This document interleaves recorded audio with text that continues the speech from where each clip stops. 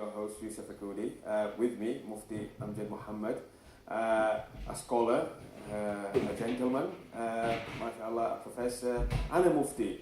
And talking about many of the issues that is affecting us as Muslim communities in society at large. Next question, or there are many burning questions which were sort of posed to me by certain individuals. You're getting so and so in. What do you do with your flock in terms of many of the issues facing us today? In your typical Jummah khutbah, your sermon, your lecture, there's issues of drugs, there's issues of violence, there's issues of education, healthcare, well-being. Where does an imam generally get the power and resource to tackle these issues in a sermon or in a flock as such that comes to them? You must be getting loads of questions of all sorts of different natures. I mean, describe to me what you face on a day-to-day basis.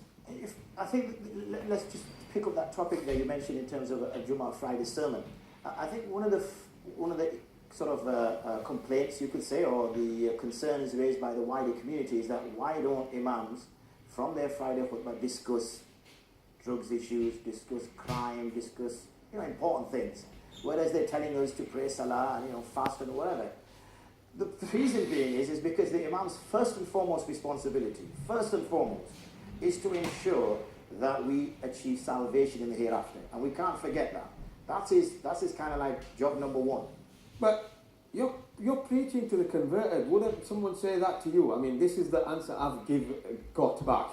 You've got a flock of men and women, or you've got individuals there coming to the masjid every day, day in, day out, or every Friday. You're preaching to the converted. We already believe, but we want to... I agree there, but I think when you're talking about regular attendees and when you're talking about practice, obviously I'm sure you agree with me that our communities may not be as where they should be. So really this is to impart knowledge first and foremost. So its main purpose is to discuss about religious issues. It's a religious sermon, and its purpose is to bring about the awareness of these things first and foremost. Having said that, so I think that's what needs to be said first. That what is its real purpose? Its real purpose is to remind us of the hereafter. We all need a reminder, and if we're getting a reminder once every 7 days, then really we need one probably more often than that, but at least once every 7 days is good enough.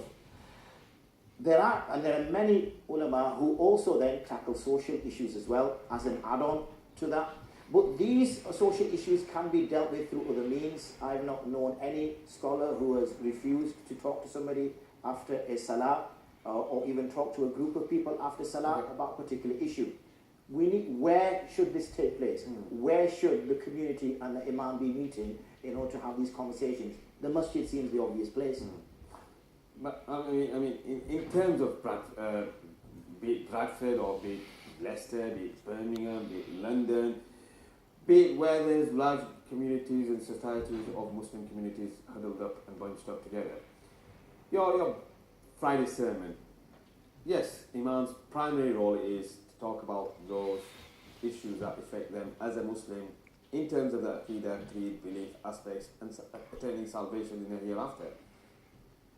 But wouldn't you agree that we do also need to address these issues? Do you address these issues? And what would your advice be to a group of scholars who don't address these issues, be it in a Friday sermon or be it on a Sunday, Saturday, Monday, Tuesday, in an evening course, class? I just want you to answer that because we're running out of time, unfortunately. Goodness me. 30 seconds. Is that because I cracked the Man United joke earlier? Is that why we've run out of time now? We have. That's funny, isn't it? Anyway, but in terms of what you said then about how are they addressed and should they be addressed? Well, I can only speak for myself. I'm on most of the social media platforms. So there's social media. MashaAllah. So whether it's Twitter, Facebook, YouTube, we're out there. We're trying to get the message out through those mediums. Whether it's availability by the phone, then like most individuals, our phones are kind of ringing, virtually all day dealing with those sorts of queries. Websites, we personally have a number of websites, and I'm sure many other organizations have a number of websites where the message is going out. So all medium and all platforms are being used to engage with the wider community. Okay. Thank you. I'm sorry. I know you wanted